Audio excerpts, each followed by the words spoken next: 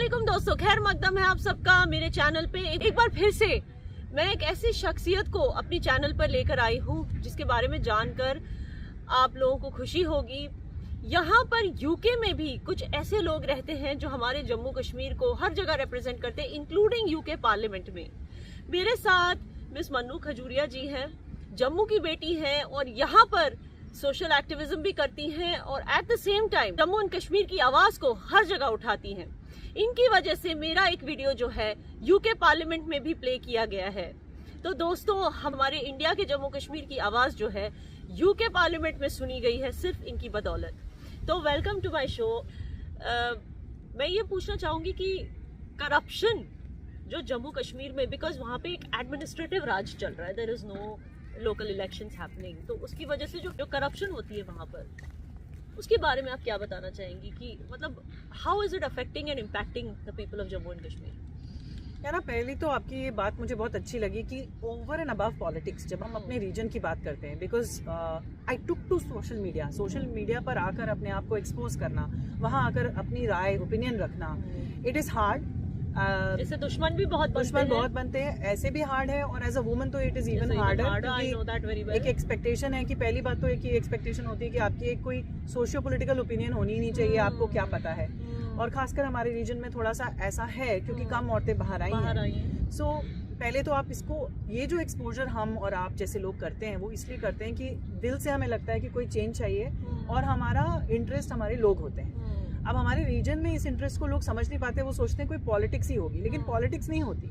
आपकी political leanings हो सकती हैं, लेकिन आपके रीजन और आपके लोगों के लिए क्या अच्छा है वो it is above and beyond politics. Absolutely. So काश के यूके की जो गवर्नमेंट है वो भी इसी तरह सोचे, अनबायस्ड होके। जी मैम। हाँ, स्पेशली यूके अपने आप को मदर ऑफ डेमोक्रेसी कहता है, तो उन पर तो और रिस्पॉन्सिबिलिटी है। तो जम्मू में भी कुछ ऐसा ही है कि ये रीजन अपने आप को हमेशा से इग्नोर्ड उसने फील किया है।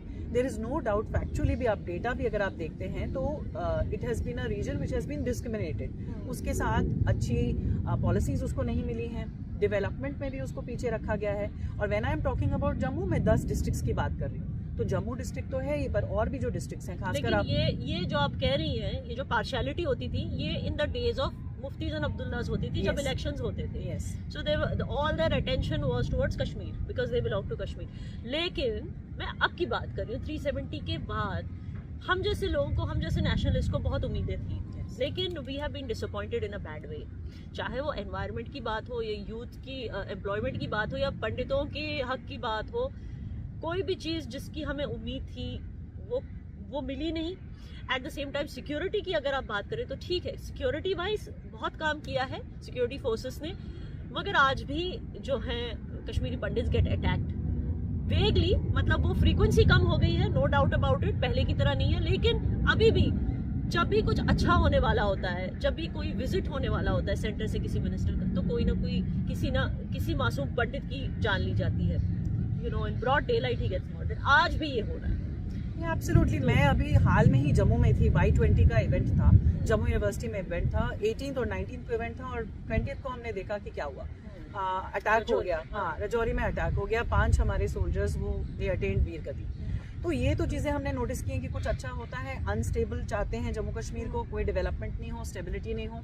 उसमें मैं सेंट्रल गवर्नमेंट को काफ़ी क्रेडिट देती हूँ कि 2019 के बाद जो चीज़ें उन्होंने हैंडल की और उसके बाद भी जो उनकी कोशिशें हैं वो अच्छी हैं। डेवलपमेंट भी, हम बहुत रोड्स बनते देख रहे हैं, टनल्स बनते देख रहे हैं, ये चीज़ें हो रही हैं, लेकिन फिर भी बहुत सारे ऐसे स्कैम्स हुए हैं जो हमारे यूथ को डायरेक्टली अफेक्ट करते हैं। अगर आप जम्मू के यूथ को लें या कश्मीर के यूथ को भी लें, JKSSB के स्कैम्स कुछ ऐसे हुए हैं कि हमारा यूथ इतना ज़्यादा फ्रस्ट्रेटेड और परेशान है कि उनको अपना फ्यूचर ब्राइट लग ही नहीं रहा है, उनको मालूम ही नहीं है कि हमें क्या करना है। तो ये उम्मीद नहीं थी कि 2019 के बाद ऐसी चीज़ें जो हम पहले सुनते थे कि कभी JKC क्रिकेट एसोसिएशन में स्कैम्स हो रहे हैं तो कभी किसी चीज़ में हो रहे हैं, वो हमने नहीं एक्सपेक्ट किया था कि JKSSB जैसी चीज़ों में भी अभी भी कंटिन्यूड रहेगा।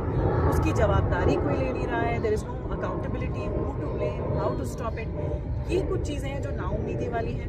प्लस जो आपकी डीलिमिटेशन हुई, जम्मू खिते को, जम्मू सूबे को ये उम्मीद थी कि अब फाइनली वो एक इक्वल फुटिंग पे, अगर हमें जम्मू कश्मीर बने रहना है तो हमें इक्वल फुटिंग पे बात करनी होगी, इक्वल नंबर ऑफ सीट्स होंगे। मेरा तो ये मानना है कि जम्मू को ज्यादा सीट्स मिलनी चाहिए because it is a bigger region और ज्योग्राफिकली टेरेन बहुत डिफिकल्ट है। एक जगह का रिप्रेजेंटेटिव उसको एक गांव तक जाना होता है तो पूरे 12 घंटे लग जाते हैं, इतना डिफिकल्ट टेरेन है आपके पुंछ में, रामबन में, किश्तवाड़ में। तो ये जो अभी भी नहीं हो पाया उस डिलिमिटेशन के बाद भी, तो हमें लग रहा है कि हमारा फ्यूचर क्या है अगर इलेक्शंस होती हैं जो हम चाहते हैं कि इलेक्शंस हों, हमारे खुद के लोगों के चुने हुए रिप्रेजेंटेटिव्स हों, लेकिन फिर वही अगर मुफ्ती और अब्दुल्ला को ही आना है जिन्होंने जम्मू के साथ इतनी चीजें की और इनफैक्ट कश्मीर के साथ भी की, उन्होंने वहां भी कोई भला नहीं किया, सिर्फ अपने परिवारों का भला किया, यही लोग वापस आएंगे। ऑलरेडी जम्मू के लोग कह रहे हैं कि सेंसस 2011 वो फज्ड सेंसस है, उसी सेंसस के हिसाब से आपने डिलिमिटेशन कर दी, जम्मू को फिर भी कम सीट्स दी, सीट्स बढ़ी पर फिर भी कश्मीर से कम है। तो ये लोकली इनफैक्ट एक टर्म कॉइन किया है वहाँ के एक ऑर्थोपेडिक सर्जन ने, डॉक्टर विकास पादा ने, कि जम्मू ब्लाइंडनेस, इट सीम्स ये कंटिन्यूड है, पॉलिटिकली तो है ही और मीडिया नैरेटिव्स में भी आप देख लीजिए, रियासी में पुल बन रहा है बट जब वो पेपर में आता है तो कश्मीर बोल देते हैं। Thank you so much ma'am, आपने हमारी बहुत सारे क्वेश्चंस को बहुत ही अच्छे से आंसर किया, डिटेल में आंसर किया। मेरे जो ऑडियंस है वो इन सब मुद्दों पर मेरी आवाज़ सुनना चाहते थे, लेकिन मैंने अपने साथ साथ आपकी आवाज़ इनको सुना दी। So I hope you guys enjoyed the show and Manu ji, thank you so much for coming on my show. नमस्ते। जय हिंद।